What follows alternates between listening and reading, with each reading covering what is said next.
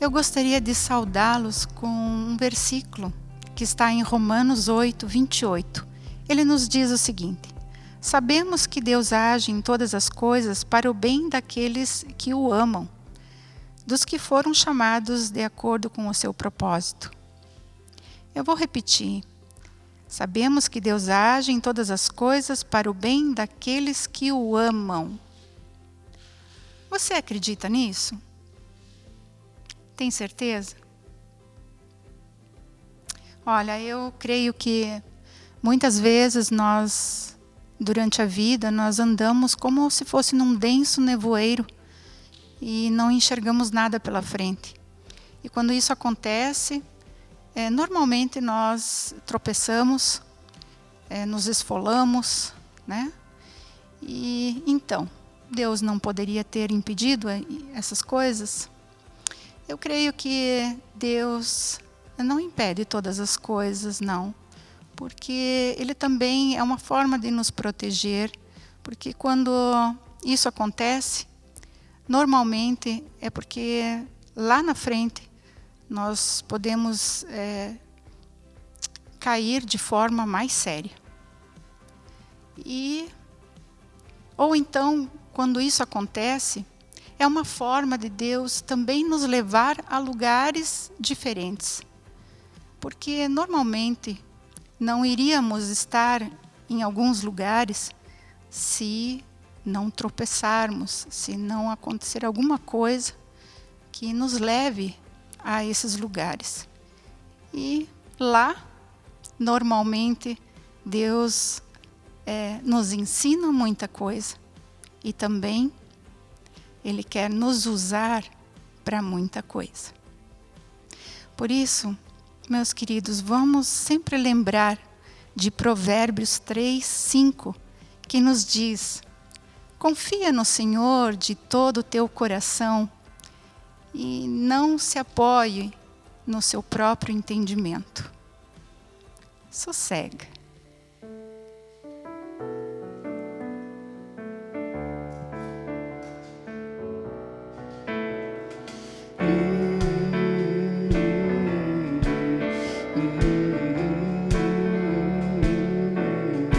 Bem aqui no meu coração, às vezes como um turbilhão que me ataca e joga no chão toda a esperança que restou. Então olho em volta e me sinto só, mesmo havendo a gente ao meu redor, e percebo que o lugar melhor é ficar juntinho de quem é maior. Acalma minha alma, aquieta aí. O Pai tá cuidando de tudo pra ti. Descansa nos braços de quem te quer bem. O Pai não despreza pra amor de ninguém. Sossega, entrega, espera, vai ficar tudo bem, tudo bem.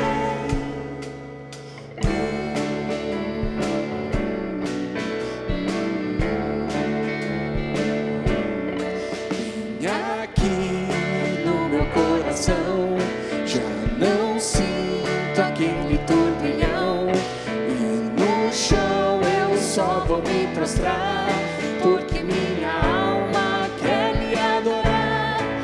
Os meus olhos olham para o céu e recordam que Deus é fiel, e é de lá que o socorro vem, porque o seu cuidado sempre vai além, além.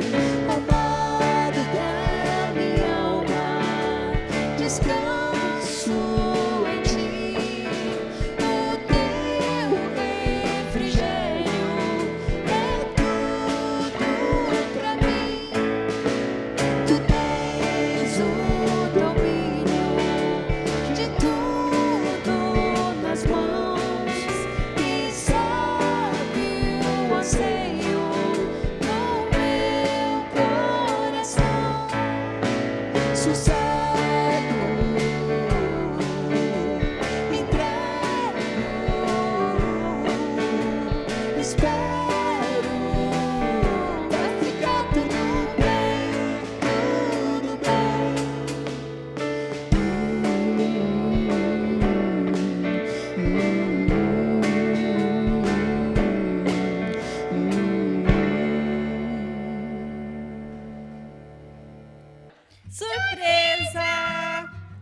Oi, galerinha do culto infantil. Eu tô aqui com a Ana, porque, mês de julho é mês de férias. Mês de férias na comunidade Nova Esperança tem o que, Ana?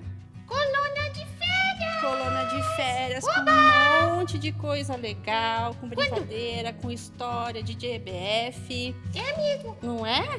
Sim. Mas eu tô aqui para dar um recado. Que enquanto a gente não puder estar juntinho assim, a gente não vai poder ter a nossa colônia de férias. A gente tem que se cuidar para voltar tudo ao normal bem rapidinho. E por isso que eu convidei a Ana para trazer um recado pra gente, para matar a saudade das crianças. Ana, você gostou do convite? Eu adorei, tia Cláudia! Gostou? Muito! Eu tô vendo que você tá se cuidando, tá de máscara. Trouxe um devocional aqui. O que você tá fazendo de legal nesse tempo? Eu? Legal? Uhum. Tô em casa. Uhum. Durmo. Estuda? Que bom! Mas dá um recado pra galera que eles estão com muita saudade. Eu também tô morrendo de saudade deles. Olá, galera! Estou aqui hoje para falar com vocês. Nós não vamos ter a EBF, como também não vai ter aula. A mamãe e o papai não estão trabalhando. Estamos todos nos adaptando com essa rotina nova. Então, mas eu não posso deixar de dizer para vocês que eu não esqueço de vocês. Tenho muitas saudades. E quero deixar um recadinho também. Sabe como nós temos que estudar todos os dias as liçõezinhas da escola? Você estuda? Eu estudo. Sabe quando a gente tem que escovar o dente todo dia, depois das refeições? Sabe? Uhum. Então, o que mais nós precisamos fazer? Cuidar do corpo e também do que, tia Cláudia? Eu acho que do nosso coração, né? Do nosso coração. Vocês estão cuidando do coração? Alguém sabe dizer como que cuida do coração? Como? Me diz. Eu e minha família fazemos o devocional. Que legal. Esse aqui, ó. Deixa eu levantar aqui. Você levanta pra mim? Sim. É o Pão Diário Kids. Mas qualquer devocional que você tenha na sua casa, ou mesmo uma oração em família, gente, é muito importante. Principalmente nesse período, onde a gente tem muita saudade das pessoas, do vovô, da vovó. Existem muitas pessoas pedindo por orações também. Então, assim, eu e minha família estamos aqui todos os dias, pensando nas crianças do EBF, nos titios e titias. Saudade deles também. E aproveitar e lembrar de orar pelas crianças, né? Orar pelas crianças. Sim. Vamos orar então, tia Cláudia? Vamos orar sim. Senhor Deus, muito obrigada porque a gente pode estar aqui, porque a Ana está aqui com a gente e nós podemos lembrar de ler a Bíblia. Que cada família seja abençoada neste momento com a tua palavra, cada criança também guarde a palavra no coração e que eles sintam a tua presença neste momento, Pai. Em nome de Jesus, amém. Que legal, Ana. Vamos dar um tchau? Vamos! Pra galera? Tchau, galera! Tchau, beijo! Se cuidem, hein? Beijo! Olá! Nessa próxima canção, nós queremos lembrar que aqui embaixo no vídeo sempre tem todas as informações necessárias para que você possa trazer os teus dízimos e ofertas. Faça isso de coração aberto, sempre peça a Deus aquilo que Ele tem para ti, para trazer como oferta e como dízimo. Assim, eu quero lembrar vocês de uma passagem. Está em Salmo 43. É uma passagem que diz, por que você está assim tão triste, ó minha alma? Por que está assim tão perturbada dentro de mim? Põe a sua esperança em Deus, pois ainda o louvarei, Ele é o meu Salvador e o meu Deus. O salmista faz essa pergunta para ele mesmo. E eu quero convidar vocês a se fazer essa pergunta. Será que você está com alguns dias aí com medo, com ansiedade, perturbado? Quero te convidar a tirar um tempo hoje para ler um outro salmo. É o Salmo 91.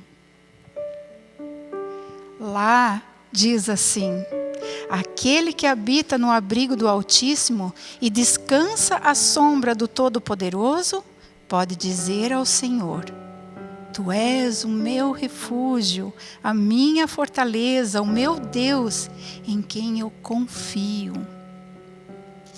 Não é bom isso?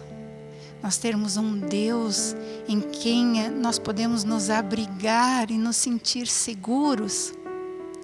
Mas sabe, eu tenho mais uma palavra para você, que está em João 10. João 10, 11. Jesus, a palavra dele, ele está falando com você, ele está falando comigo, ele está falando conosco. Ele diz: eu sou o bom pastor. E o bom pastor dá a sua vida pelas ovelhas. E mais adiante diz assim: as minhas ovelhas ouvem a minha voz, eu as conheço, e elas me seguem. Eu lhes dou a vida eterna, e elas jamais perecerão. Ninguém as poderá arrancar da minha mão. Pense, você tem uma alegria maior que esta? Reflita. Há muita coisa para ser celebrada, para se alegrar. Há muito. O Senhor é o nosso pastor e nada nos faltará. E eu quero te convidar a ficar de pé, a se levantar. Você está na presença do Senhor, nós estamos em culto. Alegre-se e celebre conosco. O nosso Senhor, Jesus, Deus Pai e Espírito Santo estão aqui conosco. Amém?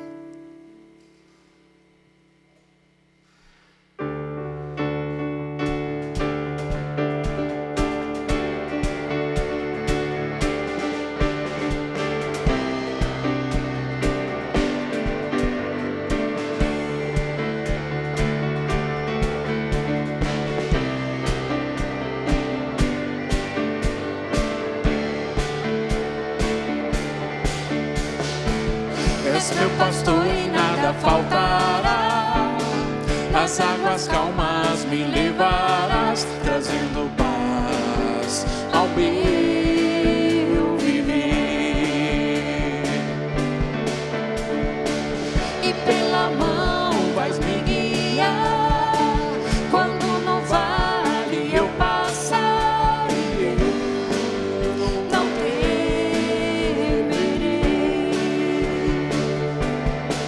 pois no controle tu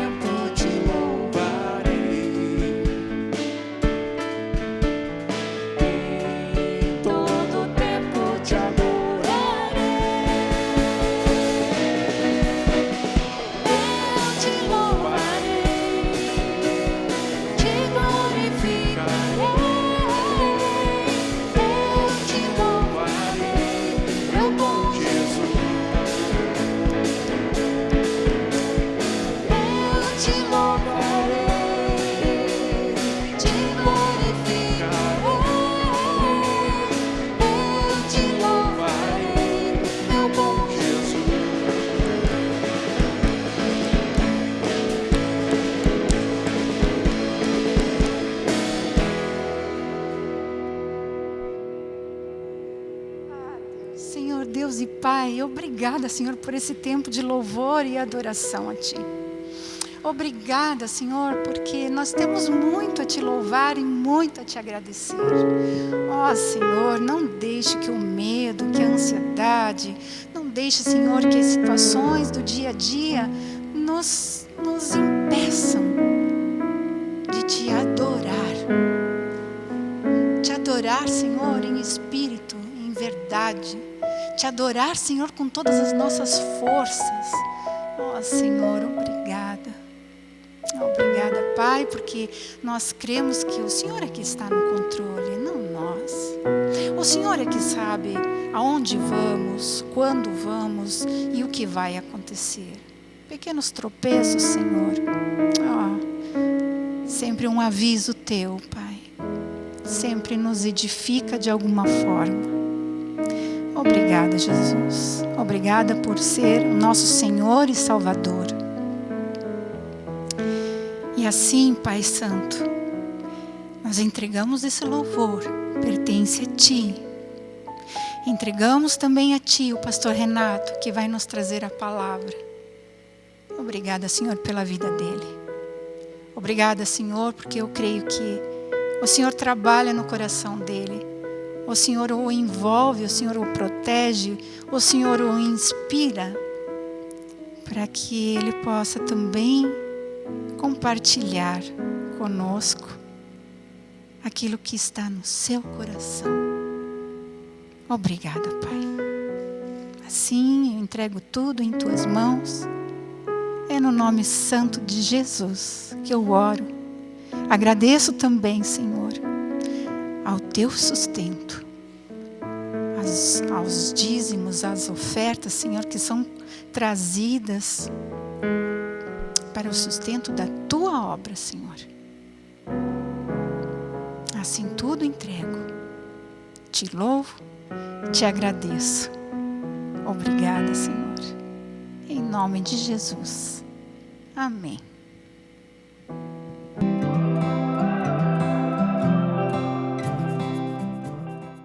Olá, que a graça do Senhor Jesus, que o amor de Deus o Pai e a comunhão do Espírito Santo estejam nos envolvendo nesse tempo, nesse momento, quando diante de Deus nós queremos nos deixar conduzir pela palavra eterna, desse Deus que nos direciona, que nos ampara, que está conosco, que quer dar mais passos junto conosco. Hoje nós vamos iniciar uma nova série de reflexões, de pregações. Nós somos então chamados a olhar para um contexto diferente agora. Nós vamos para o Antigo Testamento.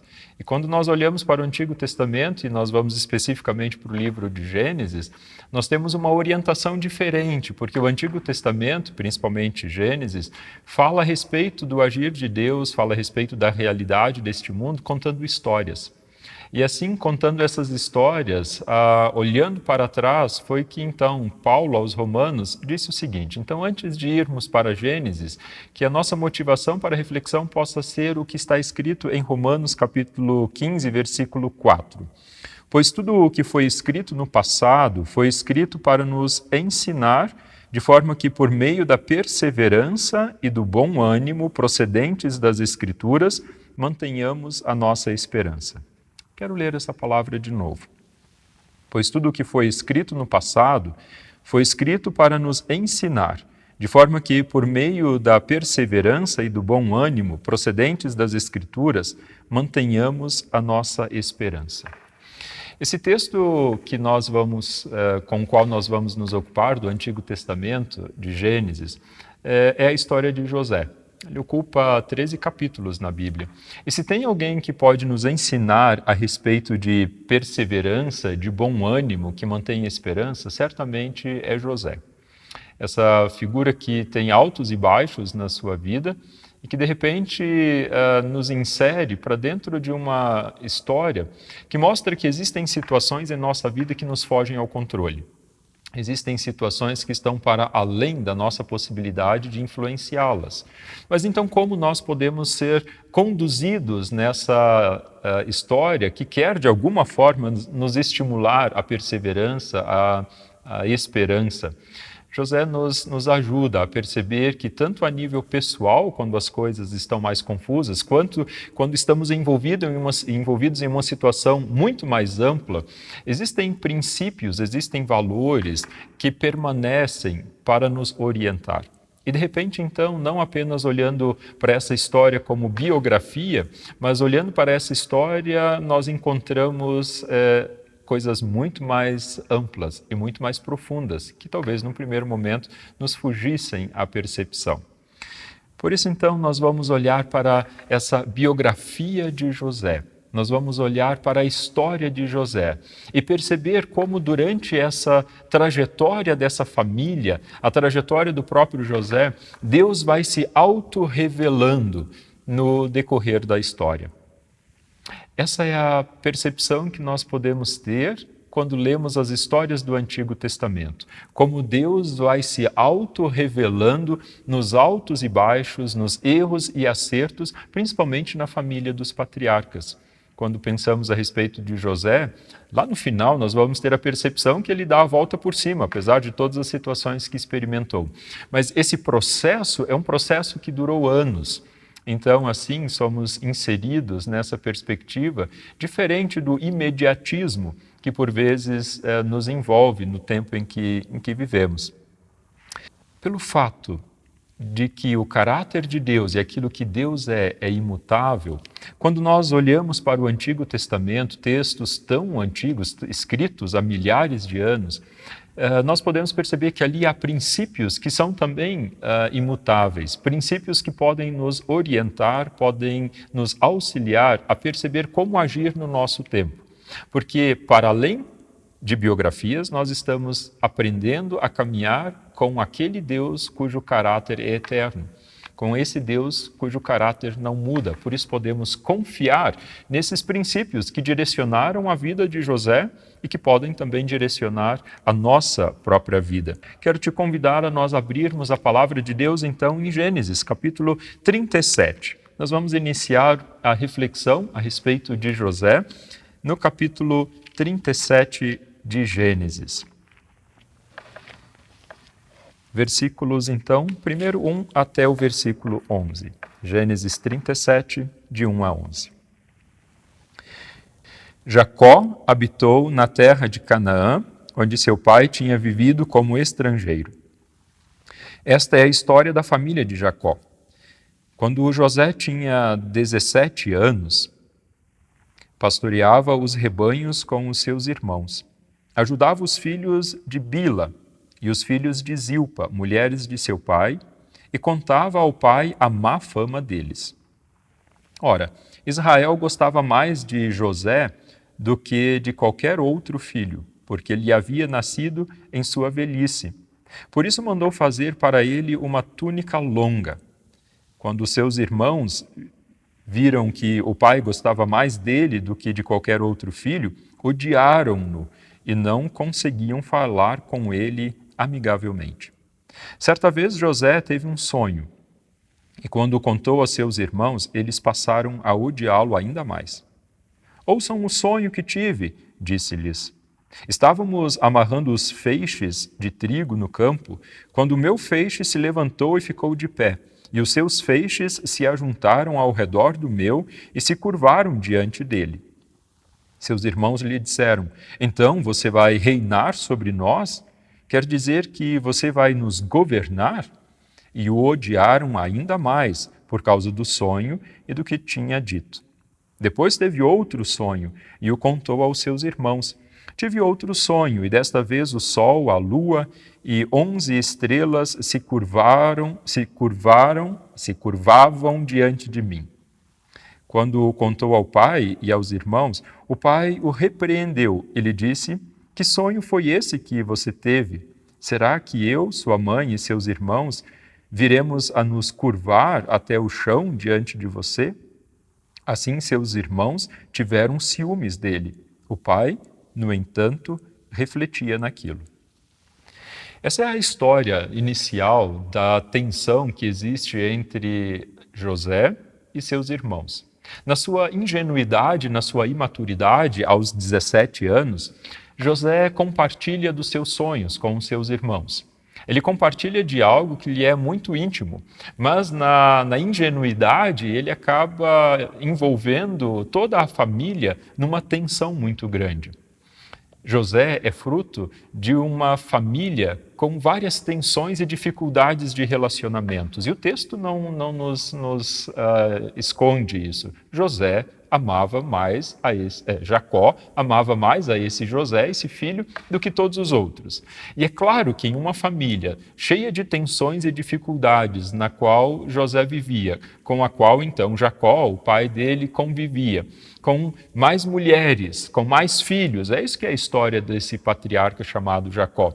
com no mínimo 4 mulheres, com 12 filhos, e assim o Antigo Testamento projeta para essa história familiar todas as tensões que ocorrem com relacionamentos familiares dificultados por decisões confusas, nesse caso, os relacionamentos pessoais familiares.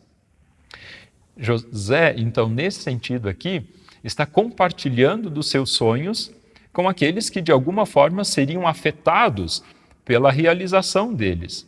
Na sua ingenuidade, na sua imaturidade, José começa a envolver as pessoas ao seu redor em algo que as desagrada. Por isso, se a gente tem alguma coisa que, em primeiro momento, podemos aprender da história de José, é que deveríamos ter mais cuidado com os nossos sonhos. E neste sentido, o cuidado com os nossos sonhos não tem tanto a ver com ter medo deles, mas cuidar com quem nós compartilhamos esses sonhos. A imaturidade de José faz com que, de repente, ele compartilhe esses sonhos, não com aqueles que são, digamos assim, parteiros de sonhos, aqueles que vão trazer à luz essa realidade que ele está, então, percebendo através dos seus sonhos. Ele compartilha com coveiros de sonhos. E esse é o primeiro momento, então, esse primeiro ponto que nós precisaríamos nos envolver e pensar. Com quem nós compartilhamos os nossos sonhos, os nossos projetos, aquilo que nos motiva, aquilo que nos alegra, aquilo que nos dá ânimo, aquilo que nos impulsiona.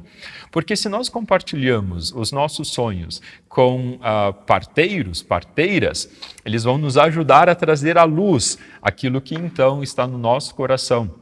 Vão nos ajudar a lapidar, a perceber essa realidade. Agora, se nós compartilhamos nossos sonhos com coveiros, então nós vamos ter muita dificuldade para concretizá-los e realizá-los. O problema maior de todos aqui, então, além da imaturidade, da ingenuidade de José, ele está envolvido em uma situação na qual aquelas pessoas que seriam afetadas por isso não estão nem um pouco dispostas a cooperar para que isso aconteça. Então aqui existe uma tensão que já estava sendo agravada por relacionamentos, que é piorada pela situação, pela forma como o próprio José lida com elas. Tomar cuidados com os sonhos tem a ver com a forma como nós compartilhamos deles com pessoas. Quando José faz esse compartilhar dos sonhos, e se nós lemos adiante, a minha recomendação é que você leia esses 13 capítulos que seguem, porque como as histórias do Antigo Testamento são longas, nós não temos como ler todas elas para perceber então como tirar, digamos, a moral da história, o que Deus está nos querendo revelar. Se nós lermos adiante, nós vamos perceber que exatamente esse compartilhar dos sonhos de José faz com que os irmãos dele se voltem contra ele. E nessa tentativa, então, de se voltar contra o irmão, eles planejam um homicídio. Eles querem se livrar do seu irmão.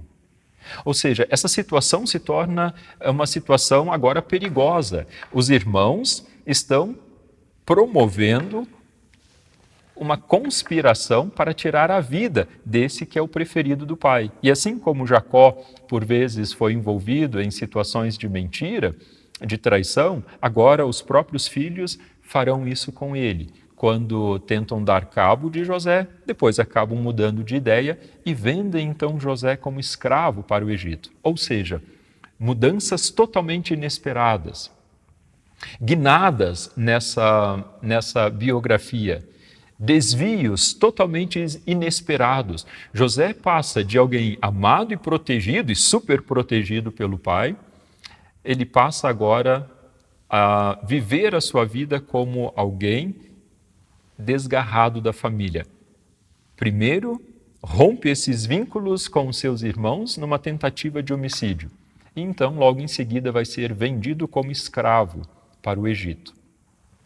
Ou seja, essas mudanças totalmente inesperadas na vida de José levam a ele agora ao Egito, onde vai ser vendido como escravo, vai permanecer numa casa servindo e depois de servir, então, acaba sendo novamente envolvido em uma outra confusão e acaba sendo preso, onde passa em torno de 10 a 13 anos injustamente acusado e preso.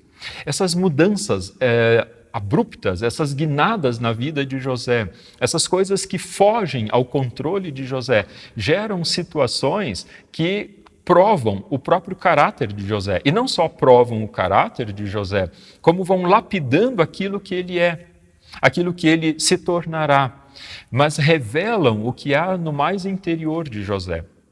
Como foi possível que alguém com essas experiências tão marcantes pudesse chegar onde chegou, dar passos como deu, sendo que toda a situação ao seu redor, por vezes, foge totalmente do controle. Ele é envolvido em um turbilhão de sentimentos, de realidades que lhe fogem ao controle. Como é possível manter, então, a serenidade, a perseverança, o bom ânimo nessas situações?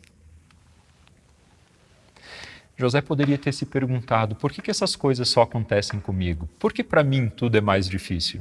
Por que eu sofro sempre de novo essas rupturas, essas dificuldades, essa necessidade de me empenhar para conseguir algum objetivo? Ele poderia e teria toda a razão de inclusive questionar a Deus pelas dificuldades que estava passando. Mas no decorrer da história, se nós seguimos os capítulos lendo, em nenhum momento nós vamos ter um José amargurado. Nós nunca vamos ter alguém que se apresenta angustiado, alguém que se apresenta vingativo. Do início ao fim agora dessas experiências que José passa, ele permanece com o seu caráter inabalável. Como isso foi possível? Onde estava o centro da vida de José? Porque se esse centro da vida de José estivesse na sua família, ele teria motivos agora suficientes para se tornar a pessoa mais amarga do mundo. Se esse centro da sua vida, o centro do seu equilíbrio, estivesse no status social, ele teria motivos para se desesperar, porque ele tinha perdido esse status de filho amado do pai, com veste colorida que mostrava isso, ostentava essa sua posição. Se ele tivesse o centro da sua vida preenchido pelo dinheiro do pai, Jacó era alguém muito rico, ele teria motivos agora para o desespero, porque ele estava vendido como escravo. Qual era o centro de equilíbrio? O que mantinha Jacó nesse sentido, no bom senso dele, na perseverança, permanecendo com bom ânimo? Porque dependendo de onde estiver isso nos dará segurança, isso nos dará orientação, isso nos dará capacidade de reagir às situações. Se nós temos o nosso centro de equilíbrio na família, qualquer coisa que afete a imagem que nós temos da família, isso vai nos afetar de uma forma incontrolável. Nós vamos fazer tudo possível para preservar. No cônjuge, no dinheiro, na sexualidade, no prazer, na aparência física, no status social, no trabalho, nos bens materiais, nos amigos, no egocentrismo, na carreira, onde nós encontramos o nosso ponto de equilíbrio, o que ocupa o centro da nossa vida. Existem muitas possibilidades para nos ocupar o centro da vida. Qual era esse centro da vida de José? O texto bíblico nos mostrou isso já. Lá no início da história de José, que nós lemos então no capítulo 37, os seus sonhos. De alguma forma, aquilo que ele sonhou deixava claro para ele qual era a sua essência. Isso foi revelado para ele. Esse era, de alguma forma, o centro da sua vida, dos sonhos que ele teve, de uma realidade que ele desconhecia. E mesmo metendo os pés pelas mãos na forma de agir, aquilo permanecia intacto na sua vida e lhe dava segurança e equilíbrio. Essa não era uma consciência de determinismo, de destino cego, indiferente do que aconteça, vai se cumprir na sua vida. Não é nesse sentido. Mas, de alguma forma, aquilo que José havia experimentado dava consolo e o animava a seguir adiante. No seu interior havia algo mais forte que o impulsionava, e não apenas algo que o desgastava, algo que exigia dele. De novo, se existem coisas na nossa vida que ocupam o centro do que nós somos, isso vai determinar todo o restante de onde nós encontramos orientação, onde nós encontramos motivação. A questão é que algumas vezes, algumas coisas que ocupam o centro da nossa vida apenas exigem de nós e não dão realmente segurança e capacidade para agir. As situações ao redor de José parece que poderiam mudar, como o filho amado desse pai, tendo sofrido uma tentativa de assassinato, sendo vendido como escravo, acusado injustamente e preso e encarcerado, sendo traído por aqueles que ele revelou os sonhos, sendo esquecido no cárcere, ou agora, no final, como administrador de Faraó, e essa é toda a história de José que nós vamos estar meditando. Em cada uma dessas situações, indiferente das situações que envolvem José, ele tem o seu centro de vida e o centro do equilíbrio, proporcionando a ele o impulso para seguir adiante e não o impedindo de avançar. E assim, então, mesmo aqueles irmãos que tentaram impedir esses sonhos que os incomodavam tanto, apenas contribuíram para a realização dele, porque de alguma forma José permanecia com esses princípios imutáveis e não apenas com coisas transitórias direcionando a sua vida. Ele tinha um centro de vida invariável, independente das circunstâncias, independente das coisas que estavam lhe afetando. Isso permanecia intacto. Mantinha o equilíbrio. Esse centro de vida revelava para ele como seguir adiante. Isso soa talvez totalmente inapropriado, fora de moda para nós. Nós vivemos no tempo da modernidade líquida, onde o que vale é a sensação do momento e se adapte o máximo possível para tirar proveito das situações. Essa é a cultura do nosso tempo. Mas quando nós lidamos com essa história de José, nós percebemos que existem princípios que são eternos, porque aquele que está agindo nessa história é eterno e não é muito dado aos modismos e ao feitio da moda. Então, quando nós agora somos chamados a olhar para José não apenas como modelo de comportamento ou como biografia inspiradora, mas quando nós somos chamados a perceber por trás desta vida Deus agindo, nós somos colocados diante do Deus eterno, cujos princípios não mudam. E exatamente por causa disso, essa palavra e essa experiência de José servem de orientação e de determinação também para a nossa própria vida. Porque aquele que estava agindo lá é o mesmo que continua agindo hoje. José está envolvido desde muito cedo em situações que lhe fogem ao controle. No capítulo 30, versículos 23 e 24, nós temos a história do nascimento de José. Nesse capítulo 30 de Gênesis 23 e 24, nós vemos que a mãe de José estava mais preocupada consigo mesma do que com o filho, através do nome que ela dá a ele. Raquel, a amada de Jacó, engravidou e deu à luz um filho e disse: Deus tirou de mim a minha humilhação. Deu-lhe o nome de José e disse: que o Senhor me acrescente ainda outro filho.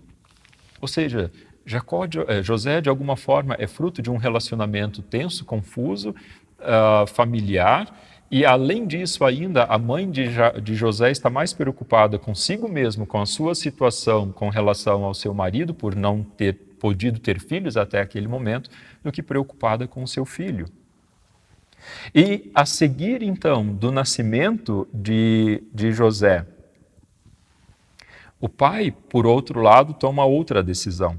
Versículo 25, depois que Raquel deu à luz a José, Jacó disse a Labão, o seu sogro: deixe-me voltar para a minha terra natal. O que esse texto nos quer mostrar?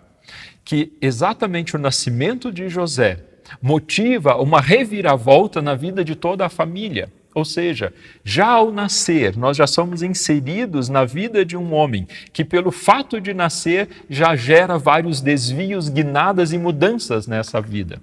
Ou seja, a palavra de Deus está nos mostrando como alguém que está cercado por tantas situações difíceis pode superar essas situações difíceis. Tudo aquilo que está fora do seu controle pode servir como oportunidade para experimentar quem Deus é. Já desde o início da sua vida é assim.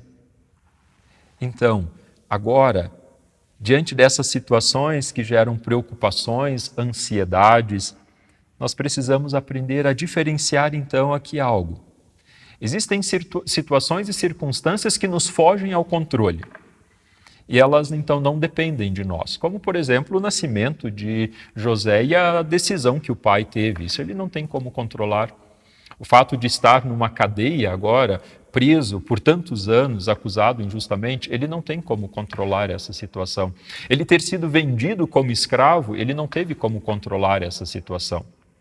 Existem situações, sim, que nos fogem ao controle, mas existem outras situações e circunstâncias que estão sob a possibilidade da nossa influência. Nós podemos fazer diferença nelas.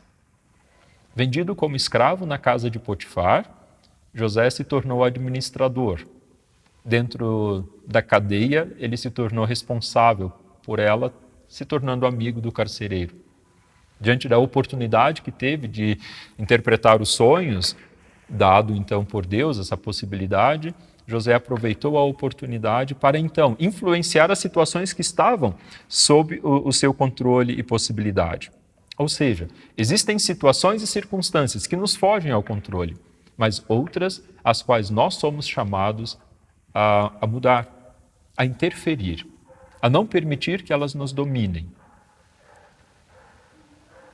Soa talvez até estranho, mas permanecer como vítima em certas situações é a atitude mais fácil, é a mais confortável, é a mais cômoda. José nos mostra que alguém que tem uma perspectiva, de alguma forma, da presença de Deus, ou Deus se auto-revelando nessa história, passa a ser proativo naquilo que é possível ser mudado. Eu não posso controlar o mercado financeiro, mas eu posso investir na minha capacitação para ser alguém qualificado. Eu posso não dominar todas as situações que envolvem minha família, mas eu posso ter atitudes que me fazem voltar a Deus ou perceber o que é necessário a ser influenciado por mim no relacionamento cotidiano. José poderia ter uma síndrome de lamentação, simplesmente de lamentação, mas ele não faz. Ele começa então a agir, sendo proativo. É interessante então como Deus vai se auto-revelando através dessa história das famílias do Antigo Testamento. Muito mais do que nos fazer admirar uma pessoa, muito mais do que fazer com que nós nos admiremos a respeito de José. O que a história de José, do capítulo 30 até o capítulo 50 de Gênesis, nos mostra é como Deus vai se revelando nessa história. Não é apenas biografia inspiradora.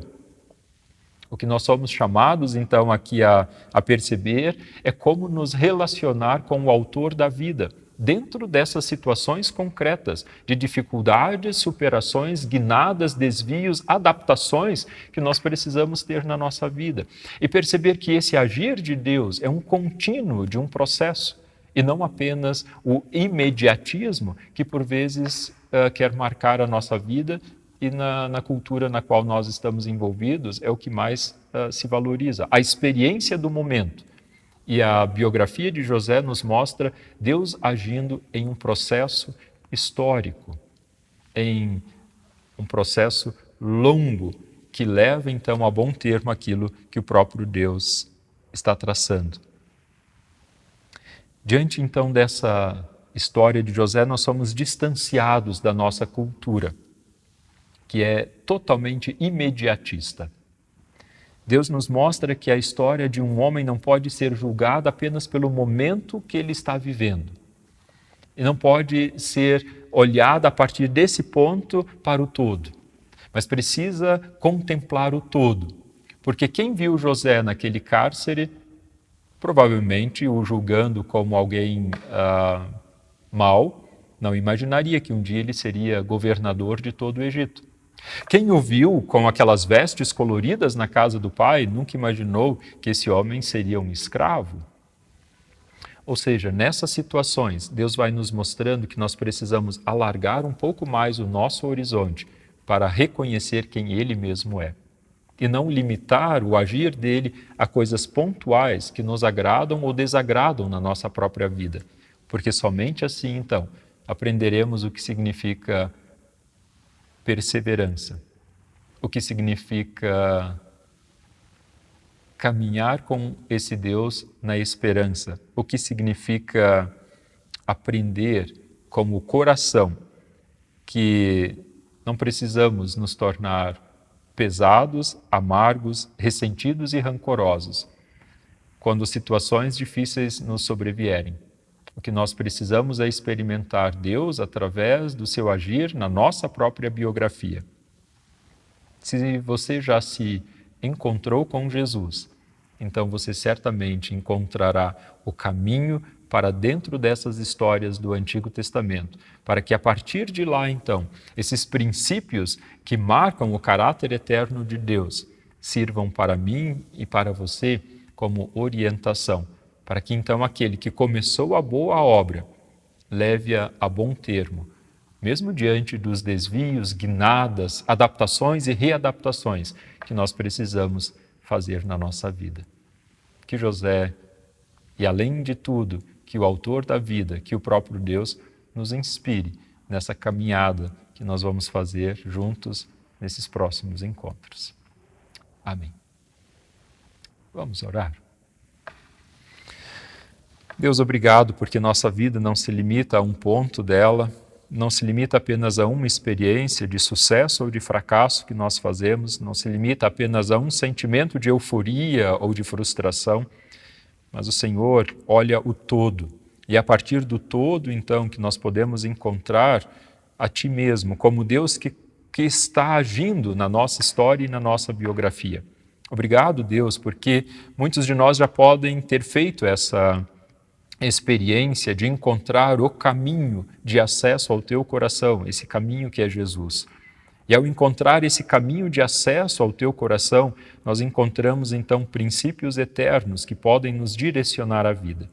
Obrigado então, porque assim essas histórias de biografias do Antigo Testamento, assim como aconteceu com José, essas histórias podem nos inspirar, não apenas por causa de pessoas, Jacó, José, Abraão, Davi, Salomão ou qualquer um outro, mas porque por trás disso tudo nós encontramos a Ti mesmo como Senhor e Deus. Que possamos assim ser motivados, Senhor, pelo agir do Teu Santo Espírito, a perseverança, a esperança. Obrigado por tudo isso que já foi escrito para nos motivar a estar caminhando contigo. Obrigado pelo acesso ao Teu coração e ao acesso, então, ao Deus eterno que o Senhor nos concedeu através de Cristo Jesus. Obrigado, Deus. Amém.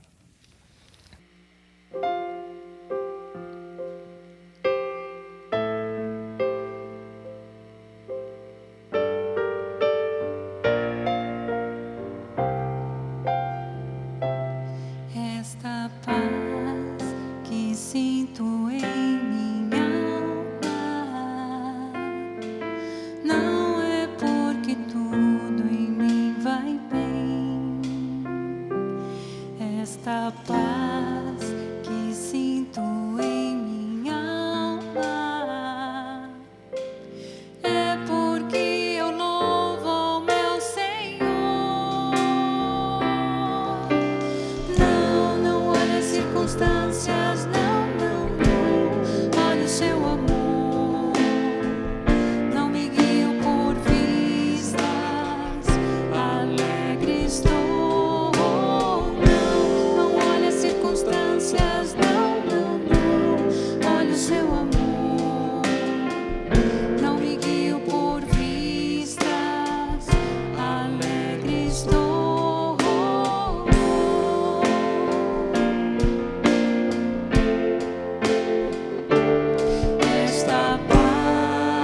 que sinto em minha alma.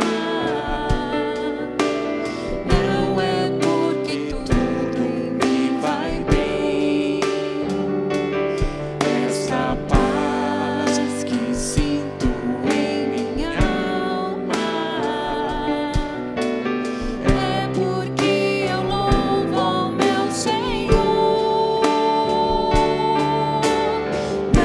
Não olha as circunstâncias, não.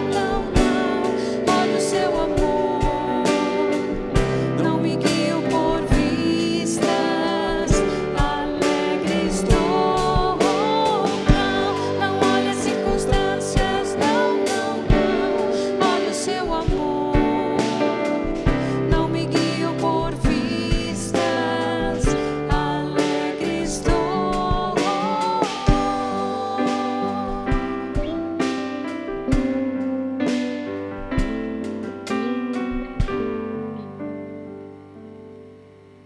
Que essa experiência na presença de Deus te motive a olhar então para a sua vida como uma caminhada com esse Deus, como um processo contínuo de acontecimentos que o próprio Deus vai proporcionando para que você então seja aperfeiçoado, lapidado, trabalhado naquilo que Ele quer fortalecer em você. E que então assim, através da sua palavra, você também tenha encontrado a experiência do cuidado eterno de Deus que permanece o mesmo. Que este tempo de culto, que este tempo na presença de Deus tenha de fato chego ao teu profundo coração e que a partir de lá, então, o próprio Deus gere as transformações para que você seja abençoado. Siga assim, então, sob a bênção deste Deus que quer amparar o teu caminho. Que o Senhor te abençoe e te guarde, que o Senhor faça resplandecer o rosto sobre você e tenha misericórdia de você, que sobre você o Senhor levante o seu rosto e que Ele mesmo te dê da sua paz. Amém.